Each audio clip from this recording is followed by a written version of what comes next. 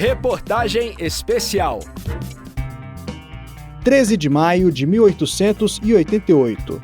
A data marca um momento histórico, a abolição da escravatura no Brasil. Milhões de pessoas conquistaram a liberdade, mas a falta de políticas de inclusão social e econômica resultou em desigualdade e discriminação. Na reportagem especial de hoje, a repórter Larissa Batista fala mais sobre o assunto. Ouça! O Estado brasileiro, ele financiou o tráfico de escravos. A gente precisa reconhecer que a escravidão, ela é um fundamento da sociedade brasileira. A minha vida inteira foi, até os 14 anos, foi numa fazenda, trabalhando à base de chicotada por um prato de comida.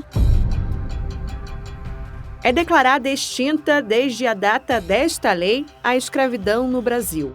Foi com essas palavras registradas no artigo 1º da Lei Áurea que a escravidão foi formalmente encerrada no Brasil, em 13 de maio de 1888.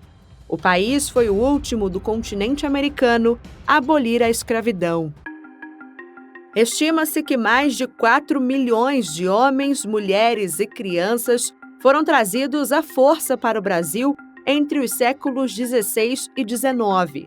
De acordo com o Instituto Brasileiro de Geografia e Estatística, esse número é equivalente a mais de 1/3 de todo o comércio transatlântico de escravizados. Um passado que deixou profundas marcas sociais e econômicas na sociedade brasileira. O coordenador do Programa de Enfrentamento ao Trabalho Escravo, ao Tráfico de Pessoas e de Proteção ao Trabalho do Migrante do Conselho Superior da Justiça do Trabalho, ministro Augusto César, explica que por 388 anos, a mão de obra escravizada foi a base da economia do país. O Estado brasileiro, ele foi conivente, ele foi corresponsável não só pela escravidão, porque era a forma com que se desenvolvia a economia, tanto a economia extrativista, né? Entenda-se a extração da cana, né? Depois do café, também a mineração do ouro, enfim.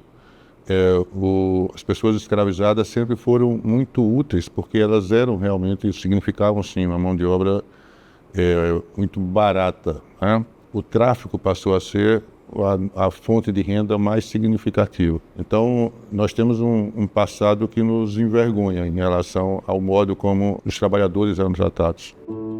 Segundo o ministro Augusto César, a abolição não garantiu cidadania plena aos aforriados e seus descendentes. O que ocorreu a partir de 1888 não foi a libertação, a emancipação dessas pessoas. Muito pelo contrário. Elas foram marginalizadas e no lugar onde elas trabalhavam vieram migrantes, sobretudo italianos, mas também portugueses de outras nacionalidades, que vinham financiadas pelo Estado brasileiro e numa condição, inclusive, de serem proprietários de terra, porque até isso foi negado às pessoas que vinham da escravização, né, da diáspora africana aqui no Brasil. Para a historiadora e professora da Universidade de Brasília, Ana Flávia Magalhães, os ecos da escravidão não desapareceram com a assinatura da Lei Áurea. 1888 marcou o fim efetivo da legalidade da escravidão. Acabou com as barreiras à população negra? Não. Esse Brasil, como nós conhecemos, ele foi forjado, né, justamente a partir dessa experiência colonial, né, que demandava a escravidão tanto de indígenas quanto de africanos e seus descendentes. A economia, ela, de modo geral, ela foi estruturada, né, em relações de trabalho escravista, seja por meio de um tráfico transatlântico, seja por meio de tráfico interno. Ana Flávia Magalhães avalia que o impacto da escravidão ainda está presente nas relações de trabalho atuais. As consequências são essas que a gente está vendo, né? A gente ainda enfrenta números alarmantes de escravidão contemporânea, de informalidade, de negação de direitos. Inclusive, é curioso que a gente até mesmo veja um incentivo a trabalhadores a abrirem mão de seus direitos, né, com a promessa de que se eu opero por mim mesmo, eu tenho mais benefícios. Mas, ao mesmo tempo, a gente encontra muitas marcas desses passados presentes nas nossas relações de trabalho. Nem gosto de usar a palavra análogo à escravidão, porque, assim, não é próximo, é equivalente, é continuidade. Situação vivida por Maurício de Jesus Luz. Ele foi escravizado dos 3 aos 14 anos em uma propriedade rural no interior do Pará. Eu tampava buraco de cerca, ajudava a amansar animal, tosar animal, amansar vaca, procurar o gado sumido, porca sumida, tudo. E aí, como eles tinham eu não sei como dizer, mas eu acho que eles me tinham como um patrimônio da fazenda. E eu aceitava aquilo por não ter opção. Eu acabava aceitando. Sofri bastante, mas eu não tinha opção. Na hora da raiva, quando você leva uma lapada, uma ferroada, uma futucada, um chute, um beliscão, toma sua comida e joga fora, você não almoça. E ali eu fui crescendo, naquele ambiente insalubre, apanhando, sofrendo, e tudo isso sem ordenado. Após fugir, Maurício veio para Brasília, onde conseguiu emprego na construção civil e depois de garçom. Até então já era o que eu tinha determinado que ia ser a minha vida. Sem saber ler, saber escrever, já um homem feito. Eu não tinha outra perspectiva de vida. Até então. Eu tive coragem, tomei o impulso para fugir dos senhores das fazendas. Fugir das chibatadas, das lapadas, ferroadas. Essa coragem eu tive. Mas eu me vi na situação que ia ter que voltar para encarar a mesma vida.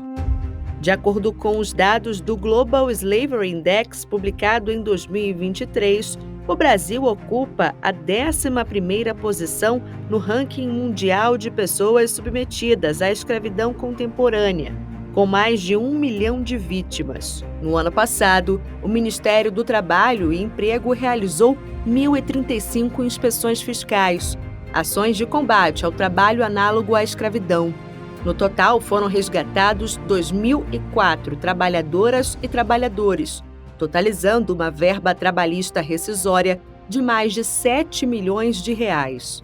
Segundo a Classificação Nacional das Atividades de Fiscalização das Atividades Econômicas, as áreas com maior resgate foram construção de edifícios, cultivo de café, seguido do cultivo de cebola. Para enfrentar essa realidade, o Conselho Superior da Justiça do Trabalho lançou em 2023 o Programa de Enfrentamento ao Trabalho Escravo, ao Tráfico de Pessoas e de Proteção ao Trabalho do Migrante.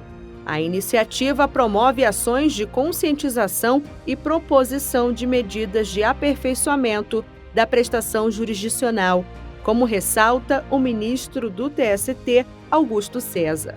Esse programa já autorizou 18 projetos no segundo semestre do ano passado que se realizaram e mais agora 23, que são projetos que não só que promovem essa possibilidade de nós informarmos aos migrantes, às pessoas escravizadas, às pessoas traficadas, que existe sim uma tutela jurídica e que elas podem acessar, mas também são projetos que buscam capacitar os nossos magistrados. Nós próprios magistrados precisamos ter a dimensão desse problema, né, desse flagelo humano que nos acompanha desde sempre, e possamos compreender bem quais as soluções possíveis, quais são os gargalos, quais são as dificuldades que nós vamos enfrentar nesses processos judiciais, o modo como nós podemos